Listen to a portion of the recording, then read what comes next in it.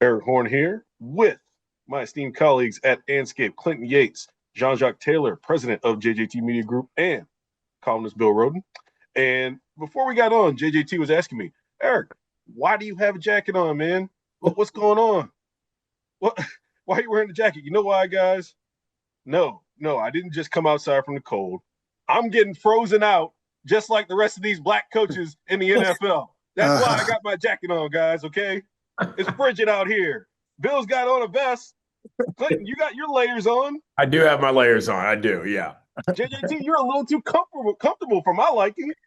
Hey, man, I'm in Texas. We used to it. That's right. Yeah. Gentlemen, we had 10 openings to start this cycle. We're down to 3. The 3 openings that are left are the bottom NFL of the NFL barrel. They're the NFL version of New Mexico State. Oh. What did New Mexico State do to you? Shots fired, New Mexico State. You know? No, pick your raggedy Rudy Poo team where you can't win. That's who they are. So, yeah, brother might get one of those jobs because you can't win at them jobs. So, yeah. 7 of the 10 jobs that were open have been filled. 6 of them filled by white men. 1 of them filled by Robert Saleh, man of color. None filled by black men. Gentlemen, how are we feeling about the prospects of a black man filling in one of the Browns, Raiders, or Cardinals jobs before this hiring cycle closes? Bill, how are you feeling, man? You feeling optimistic? Well, I'm feeling pessimistic. I mean, I think it's quite likely that we could be shut out. I didn't look at my stats to figure out when was the last time that no African-American coaches were hired in a hiring cycle. But I'm feeling this. And, there's part of me, man, we've been talking about this all year, all since the election, that the climate and the atmosphere in the country, and it's probably spilled over in the NFL, is that there's no one is really being compelled to hire, black coaches because they all feel it's like some kind of affirmative action. So although these 3 jobs are all terrible, Las Vegas, Cleveland, and yeah, I don't know how you guys feel. I think that we could be shut out. And the question I guess I have, you guys, is what do you do? What's leverage? What leverage do you have if you are shut out, except to just complain and say it's awful? And, during Goodell's press conference next week, everybody's going to be asking him, what about this? What about this? And, he's going to say, hey, man, these are my bosses. I'm not the emperor of this stuff. So, yeah, to answer your question, man, I'm feeling very pessimistic about this. I think it's, if you look at the coaches and you figure out why, then I think you go to the next layer, which is where do they get hired from? Usually they're offensive coordinator, defensive coordinator, quarterbacks coach. So if you don't have a lot of black candidates as OCs, DCs, or quarterback coaches, especially quarterback coaches and offensive coordinators, it's harder for them to go the path. And aside from Mike Tomlin, they're really not going to go and make you, an exception and hire you without going the path. So it becomes a bigger issue that it always been, is how can you get one of those jobs when you can't, it's just hard to get in the game to play. But JJT, I mean, with all due respect, man, they hire who they want to hire. They will hire who they want to hire. And the goalpost, I was talking to Thomas Brown of the Patriots, and he was saying the same thing, that the goalposts are always shifting. Well, we need offense, or now we need defense, or we're gonna take a special teams coach. So I see what you're saying, but I think at the end of the day, they're gonna hire who they want to hire. Right.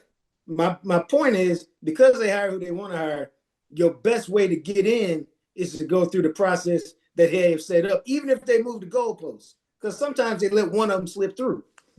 Right. Yeah. Can we discuss this portion of it? And Clinton, sorry if I'm cutting in on what you want to say here, but I'm just as miffed as you guys know from our chats at who is interviewed and wasn't hired than who was actually hired. Phillip Rivers, a guy who was coaching high school football, just weeks ago, then was pulled onto an NFL field and looked every bit of 44, 45 years old that he is, got an interview with the Buffalo Bills as a head coach, and was afforded the PR slant, or wherever you want to call it, to say that he withdrew his name from consideration. I didn't know Philip Rivers had that kind of sway in the coaching circles. But to me, that's as alarming as anything in this coaching cycle, this coach hiring cycle, that a guy like Philip Rivers can walk off the street and get an interview have a chance to coach Josh Allen. Now, I don't know if coaching Josh Allen is a privilege or not, but certainly it seems like it's a better proposition than, most coaching high school kids in Alabama. Clinton, I will say this. I do think that, I don't want to say to the Bills or Phillips' credit by any stretch of the imagination, but I think we all knew that was a ridiculous good old boys favor off the rip. Because had they actually hired him, I think there would have been a lot more hell to pay than just the fact that they granted the interview. That said, I do, and this is what I was going to bring up before you mentioned that, Erik. I was going to ask Jason I feel like during most of these cycles, we get a pretty good idea of who the young brothers are or who the hot coordinators are. But I haven't heard a whole ton about guys popping up and speaking up, being like, well, this is a job that I want. This is a job that I've interviewed for. I feel like Rooney Rule kind of aside, we've gotten totally muddled in just who even wants to do this and where are they even getting looks. And I feel like I'm as disconnected from that part of it. I remember a couple of years ago when Bieniemy was doing this and that, and when Raheem got hired back in Atlanta. I feel that, yes, what Bill is saying is correct. As a result of literally the policies that this country has put in place, teams don't feel the need to try to be anything other than what they have been forever. But I am wondering if there is just a larger thing happening right now where there's certain brothers who are like, I'm not going to deal with this headache right now. You know what I'm saying? Staying alive in this country is enough as it is. Right. And whether or not I'm going to try to go to the extra mile in this specific time period in the country, maybe not even worth it to some people. And that kind of pains me more than even just the numbers. Right. Well, yeah, you talk about being, that's actually a good point, Clinton. There could be some type of either you're demoralized or you just kind of give up in a way, and say, why bother? So I that's a very good, who knows if that's not, you look at Tomlin resign and you may say, man, this is hopeless, you know? And ironically, I don't know if it's ironic, but the guy from Miami, what's his name, McDaniels, keeps getting him. And apparently, he's a brother, more or less, right? I mean, that's another thing. Identifies as biracial. He identifies as biracial. So he's been interviewing a lot, right? And apparently, he's been getting a pick of the litter. He's turning down jobs and turning down interviews. So I don't know, man, but I think your point is really well taken, that among a lot of, maybe talented young African-American coaches, they're just like saying, forget it. I don't even want, like you said, I don't even want the headache, which is, if that's the case, it's demoralizing. Yeah, this is what I was going to ask Jason, because I'm thinking of the brother that the Commanders just hired for their defensive coordinator position. This is not a guy that was a household name, I would say, unless you're really paying attention to what the Vikings are doing on a regular basis, which not a ton of people are beyond the head coaching position. And I'm thinking, well, dang, I ain't heard that guy's name yet. Now he's hired, and he's not even the head coach discussion. Yeah. Well, Yeah, go ahead, Erik. Oh, no, it's Jason's turn. Jason, go ahead. Oh, Jason, you on? Yeah, I am. Sorry. Couple things. No worries. Pardon me, I'm fighting a little cold. I can tell you that it's not true that there are black coaches in the game who don't want to deal with the hassle of it. Okay. When you go to these things like the accelerator program, which they have now paused because they're going to reimagine it. When I would go to those things, you see all these brothers from the front offices, from coaching, like they want these jobs. And so it's not a situation where there's not interest. Now, I get what you're saying, Clinton, from the standpoint of like, household names type thing. You like, you would think, years ago, you'd hear more about like the real up and comers. Sure. because like I'm immersed in this thing on a daily basis. Like I know who these people are. Like I mean, like people send me stuff saying, "Hey, look out for this guy, look out for this guy." But you're right. From a general standpoint, like most people don't know who these guys are. Now the brother who just got hired with the Commanders, he was never going to be in consideration for a head coaching job because he's a position coach. Like and the reality of it is that from where he was at, the next step was the DC type of job, being a defensive coordinator. But that doesn't mean that there aren't other deserving guys who aren't getting the run that they possibly would have gotten if they weren't black. So, look, they keep revising the Rooney Rule. They did this accelerated program thing to get up and comers in front of the decision makers. They've had the coaching fellowship. I mean, they've done a lot of these things, and yet still there are no offensive coordinators. And like JJT was saying, all these owners want guys from the offensive side of the ball because the quarterback is so important. And if you can get a great quarterback, or if you can, get draft one high, and then he actually turns out to hit, you got a chance to win a Super Bowl.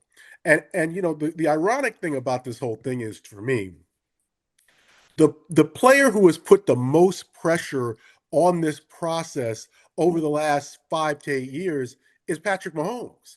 Because what happened was all of these owners saw that, okay, the Chiefs traded up to get this guy, and they've won 3 Super Bowls, and they go to the championship game every single year.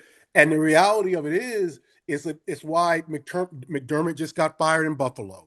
It's why all these owners feel so much pressure, because it's why Penix, it's why Raheem and the general manager lost their job, because they went it all in for the quarterback, and it's like, well, we got to get the quarterback, because if we get that, we got a shot.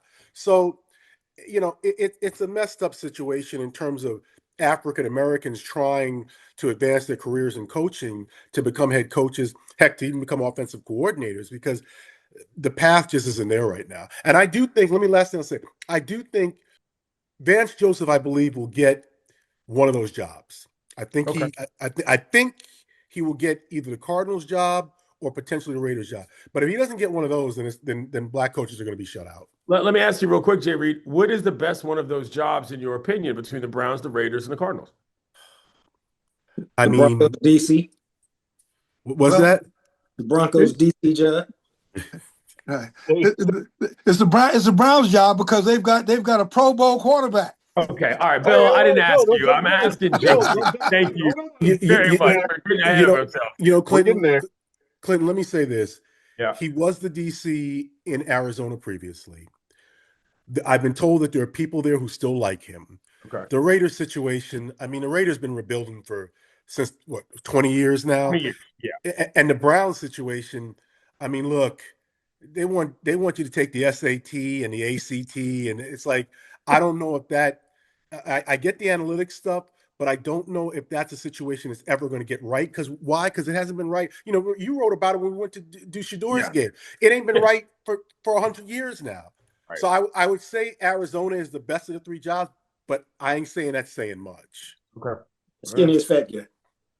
Yeah. So I guess the question is then, what's the leverage? What leverage do you have? What leverage do, I mean, in an ideal world, you have a bunch of star players in the NFL, who realize that, they're not going to always be players, that they're looking at the future, and they're saying, if we're getting frozen out. So yeah, in an ideal world, you'd have key players getting together and making statements. You have Mike Tomlin, because there is no, outside of Tomlin, man, there's no John Thompson or John Chaney. There's no significant black head coaches. Dusty Baker, yeah. Yeah, what I'm saying, who, when they speak, people listen.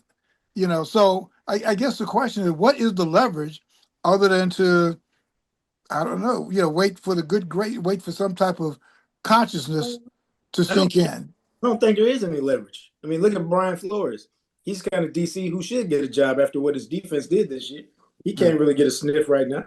And so if he's the best defensive coordinator out there and he can't get a sniff, now whether you say it's because he sued the league or whatever, the bottom line is he can't get a sniff.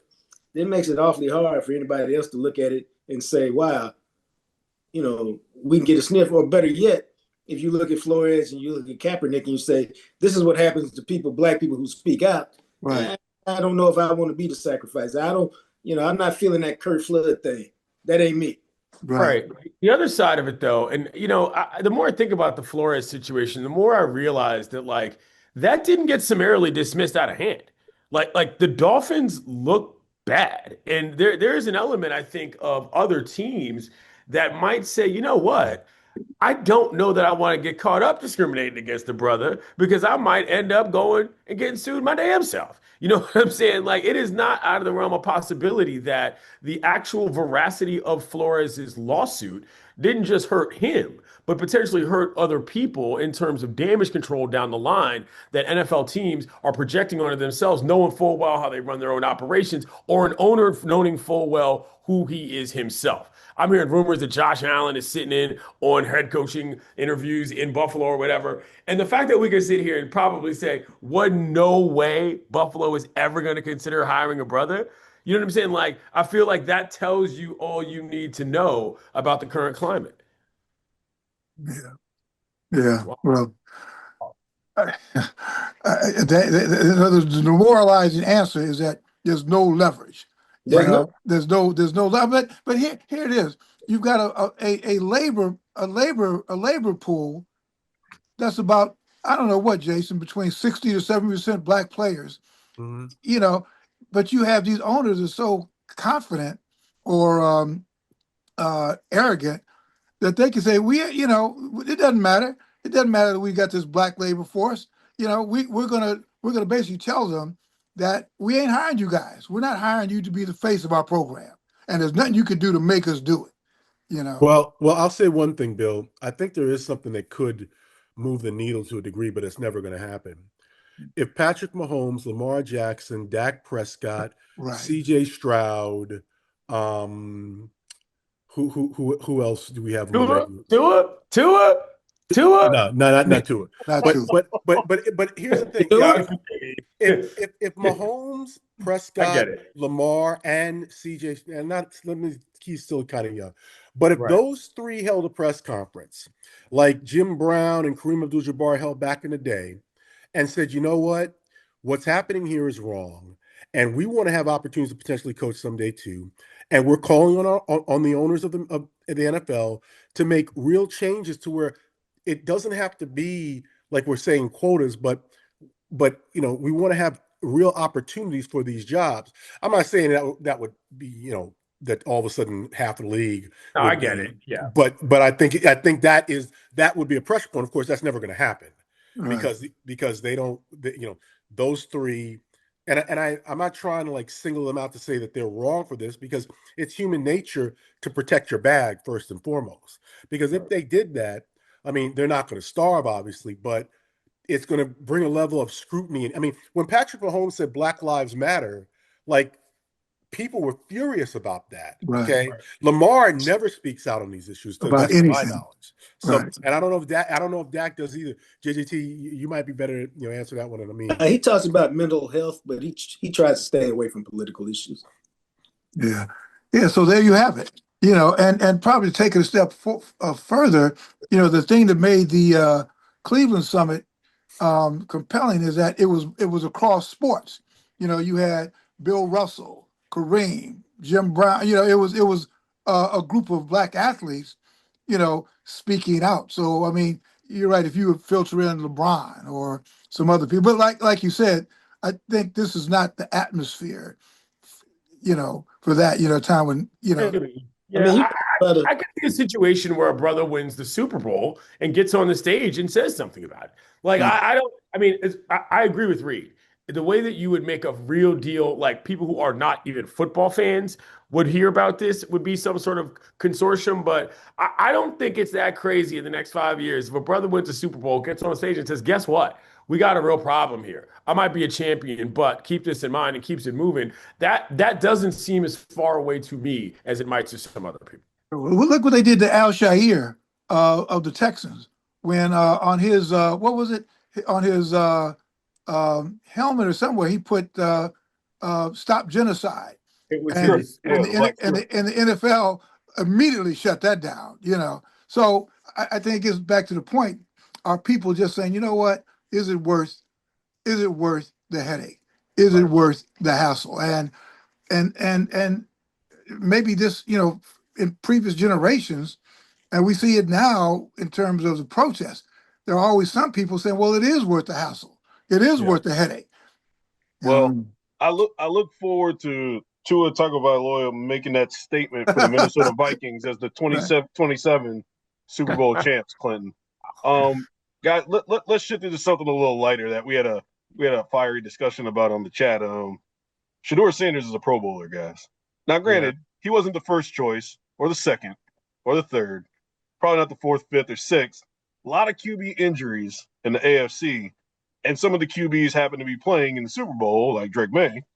But Shedeur Sanders is a Pro Bowler, and for the rest of his life, on his Pro Football Reference page, it will say Pro Bowl, regardless of what happens going forward. How do we feel about Shedeur Sanders, Pro Bowler, and what the Pro Bowl means today?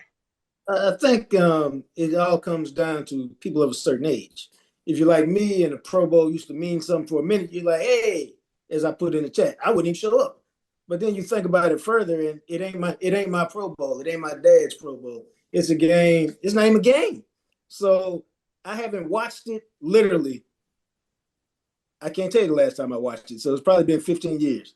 So it doesn't mean anything to me. I wasn't going to watch it whether Shedeur was there or not. And so I'm not there for the poop and giggles, so I don't care. If you are there for the poop and giggles, then good for you. And Shedeur will draw eyeballs, which is what it's designed to do.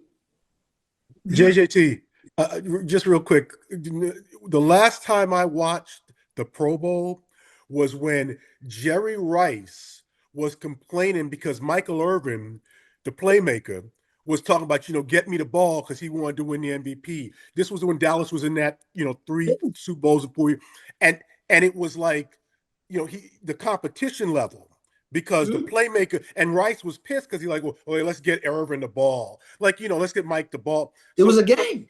Right. But that was, 30 years ago? Check this out. You just reminded me of a story. I was talking to Sterling Sharp this summer for a project I was working on.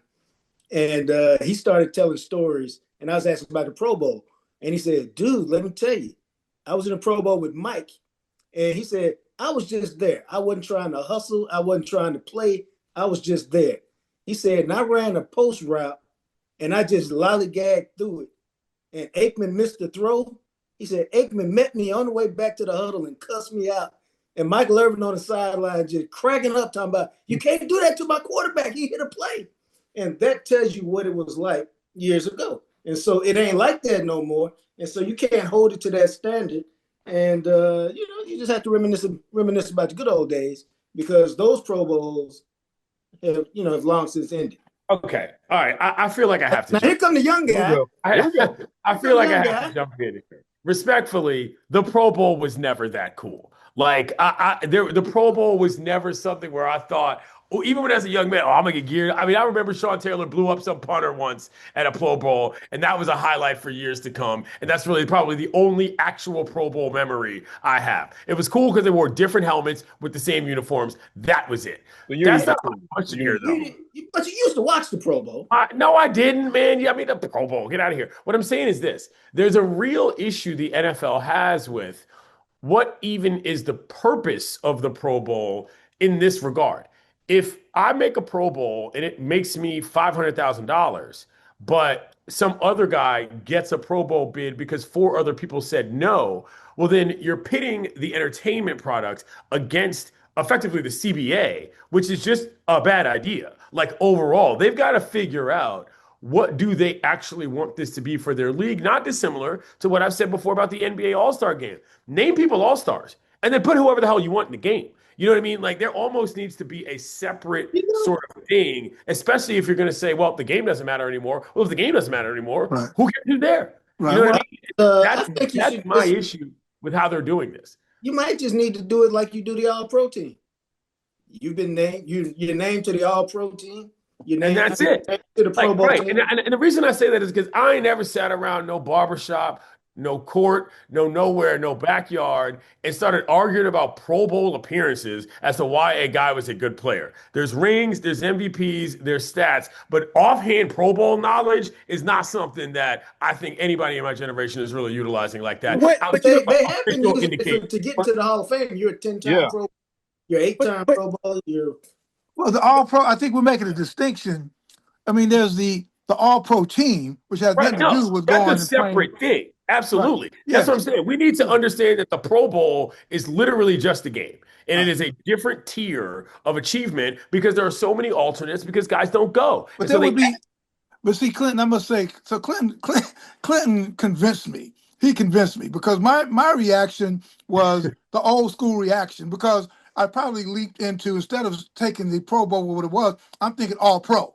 I'm right. thinking All Pro No. team. I'm like, he didn't deserve, but you're right. Clinton convinced me that this is basically just it's entertainment. Now, the Pro Bowl, the football All Pro game has always been the weakest of all the pro because baseball, baseball's a good All-Star game, and even the NBA has a. It'd be like if LeBron James' son was named to the Pro Bowl team.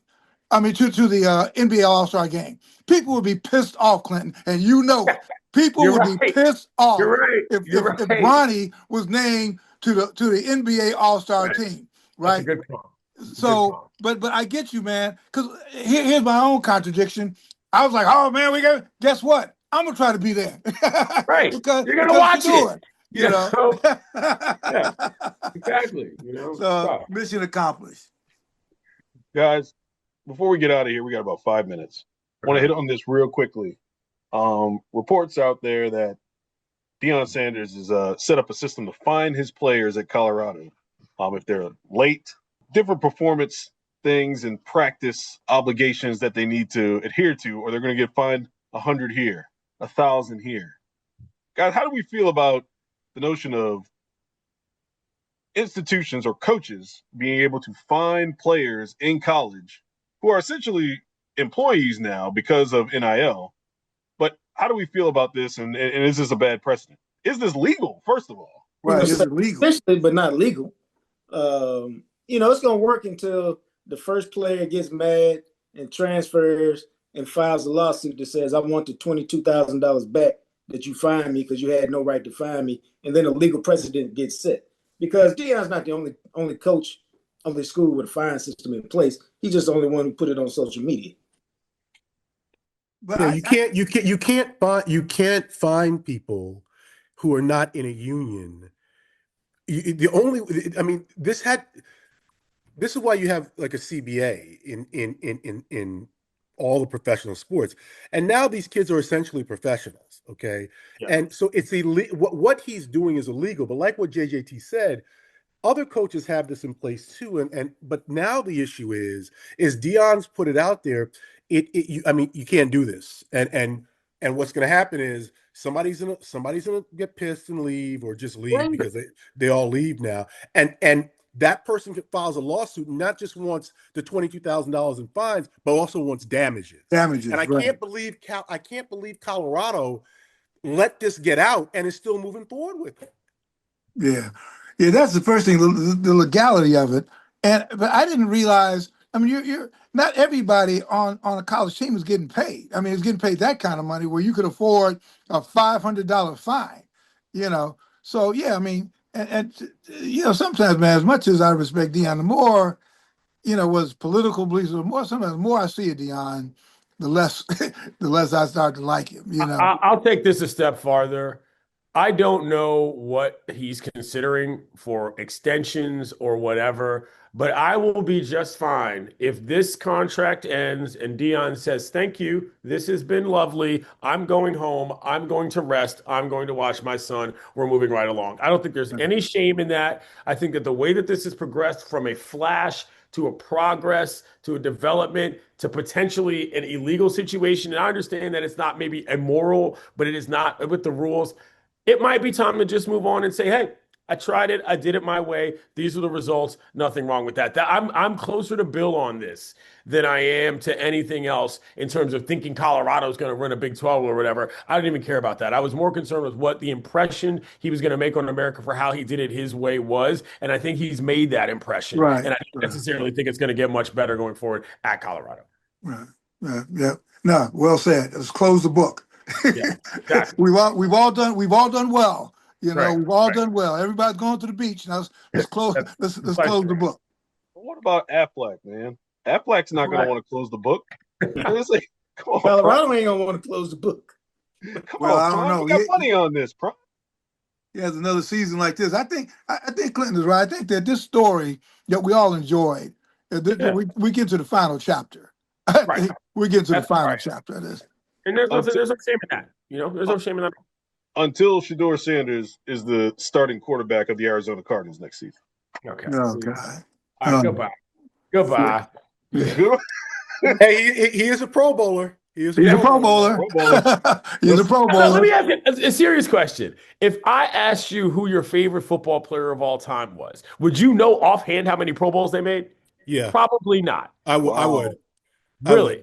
Yeah, because my favorite football player of all time is Lawrence Taylor, and so so what I would know is like he was an first team All Pro almost every year. But that's not a Pro Bowler. That's but just on top of my Well, head, that's the difference. Guys, that's the difference. We're about to get cut off. Okay. We can continue this offline. My answer is no. Thanks for joining us. Shedeur Sanders, PB, always in our hearts forever. We'll see y'all next time.